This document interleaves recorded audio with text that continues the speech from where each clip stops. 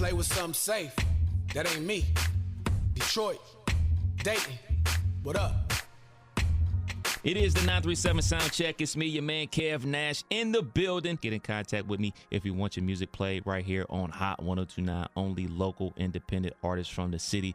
Speaking of local independent artists from the city, we got a legend in the building. DeMarco 275, what's good, bro? Man, what's good, Kev? How you been, man? I'm good, man. Glad to see you made it up here safely. You know, you from the city, but you live in the A right now, so you had to catch that bird up here. For sure. It was tough, this weather crazy, but we got up here. What brings you home, bro? Man, got a couple shows. Shout out to Dollar Bill and the Industry Nights on Thursday nights.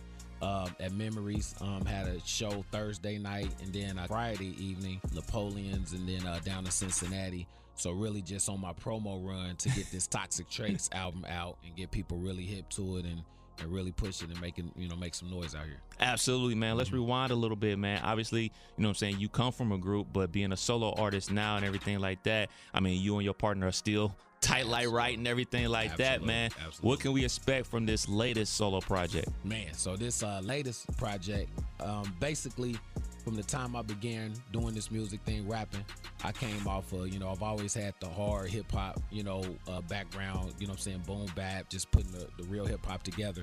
But I also had like a LL Fabulous Mace kind of side to make the songs for the ladies that they can ride to or whatever. So I took this opportunity to put a project together that was kind of more towards the ladies, but it's something everybody can relate to. So it's I would say it's the hip hop or rap version of Usher Confessions. Okay. You know what I'm saying? So the ups and downs. Don't get yourself in trouble, bro. That's what everybody says, you feel me? So, and nobody's ever really actually went in that lane. And at this point in stage of my career, I just want to try different things. And I've always liked making that kind of music. And I had a ball making this album, 10 joints. And it's really just ups and downs of stuff I may or may not have went through. And stuff there you that go. my people have went through, you feel me? Yeah, there you go. Yeah, put that disclaimer out there. There you go. This is art. This is art. I ain't talking about us. Exactly. This is what goes on in everybody's relationship, but not ours. But not ours. We Gucci. We good. Absolutely. You talk about having a huge hip-hop background. I mean, you got a banger out that you played on the show before, Midwest Massacre, with you and Royce the 5'9", man. Talk about that song. Whew, that was a real plug. Shout out to Ty Smith and the Beat Punishers.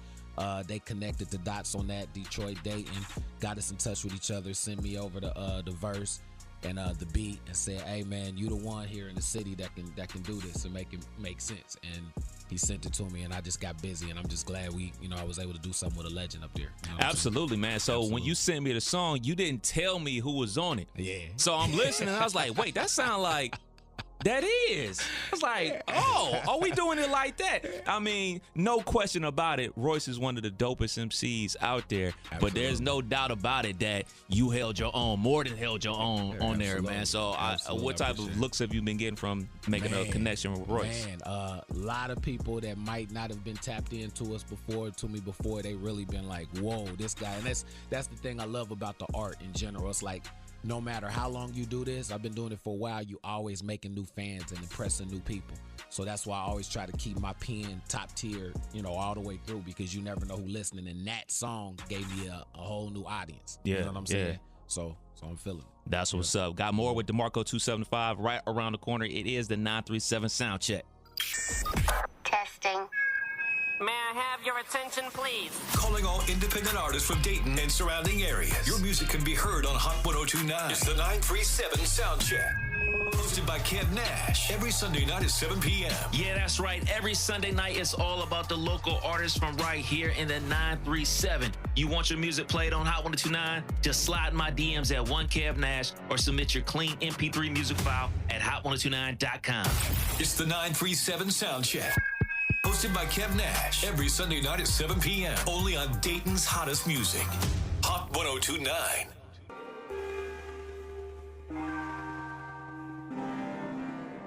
Still in the building with DeMarco 275. Now, I got to be perfectly honest, man. obviously you born and raised in the city, you done been to college, you done came home, but now you live in the A, man. You could do this promo run in any city. You could do it in Atlanta. You can do it back at Grambling State. You know what I'm saying? You could do it anywhere, but you chose to come back home and do the promo run. Why is coming home so important to you? Man, it's my city, man, and I love my city. I love being able to give back to my city in all ways. I plan to do it on the business side to the community going forward.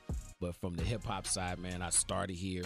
When I left Grambling, I made a choice. I took declined job opportunities in different places to come to Dayton to pursue this music thing because of Tall Entertainment, my label. Shout out to them. And we was able to make things pop. So I just felt like I got to make sure that my hometown is rocking with me first, and then I can go everywhere else and go from there. What keeps the passion still there? Because, I mean, let's be real, man. We done seen a lot of dudes come and go, you know what I'm saying? Guys that came out with you have, you know what I'm saying, transitioned over to different careers. But you got things going on outside of music. But what keeps you still doing the music? Man, I am the definition of pure just passion and love for the game and the art form and just the music, man. I can do this just like somebody, and I tell people all the time, they be like, man, you know, a lot of guys, they feel like it's a young man sport and all that, and that's cool, but it's still guys that go to the Y and hoop, that was hoopers in their 20s that can give people buckets. Yeah. That they're 30, 40, 50, 60 still hooping, giving people's buckets, and it's all good. You just having fun. Yeah. And that's where I'm at with it, man. It's just, I love the sport. I love doing it. I love making music and making people smile, rewind, and hear that punchline. You feel me? It's something about it. Absolutely. I mean, we got legends still dropping music. LL just dropped a brand new project. Got M on there. Got some young people on there as well. Shoot, Method Man stay dropping music, and he stay killing the game, man. So sure. I have that same conversation with a lot of people that say, like, man, we on to the new thing. Well, the OGs is still here. Yeah. You know what I'm saying? And I had these conversations with my brother. He's older than me or whatever. And he asked me what I'm listening to. And I'd be like, tell him whatever. It's like, oh, I didn't even know he came out with something. Like, yeah, like the OGs is still here. Yeah. You just got to, you know what I'm saying, put the foot traffic in. They on the streaming sites. They out here. They still doing it. Absolutely. I think what happened was hip hop has grown. We grew up with hip hop. We are like the years of hip hop. So when it first started, you know, it was the young man sport for real because we didn't know if it was gonna last. Yeah. But we are 50 plus years in now. This is year 51. Yeah. So now it's like, okay, these guys can still do this at a high level and make music that everybody like. Why not? You know what I'm saying? So that's where we at. I gotta ask you, man. Lil Wayne not performing at the Super Bowl, but Kendrick is performing at the Super Bowl in New Orleans, Wayne's hometown. Absolutely. Your thoughts? What's going on, man? You being an MC's MC, but also, you know what I'm saying, ain't no front on Lil Wayne. He's the MC's MC, but like Kendrick is super on fire right now. Did Jay make the right call? Yeah, he did. Because at the end of the day, everybody got to get out their feelings about, you know, who's from the hometown, because that's never been a thing all the way until this year. You know what I'm saying? It's never been the hometown hero performing at the Super Bowl. Right. And right now, Kendrick is at the very top of his game. You know what I'm saying? And so at the end of the day, it's about the music, but it's all about money. And right now, Jay's going to make the best decision on who's going to bring the most viewers and everything. Because as we all love Wayne and we know he's a legend, his level where he's at now isn't what it was maybe 10 years ago, right? Yeah, Carter 3. If that would have happened, he would have been on that stage. There we go. It's no doubt about it. I don't really think it got nothing to do with the Drake and Nicki stuff. I think that's just the rumor, just, you know, the internet stuff. But I think it's the money. Kendrick is the one right now. Absolutely. I agree with you 100%. New album on the way. What's the title? The title is Toxic Traits. This is the hip-hop version of Usher Confessions. Y'all gonna love this one, man. All right, man. Throw to the single for me. The lead single is Cover You, featuring Ongo Newski from the city, man. This is a banger. The ladies love it. It's Hot 1029.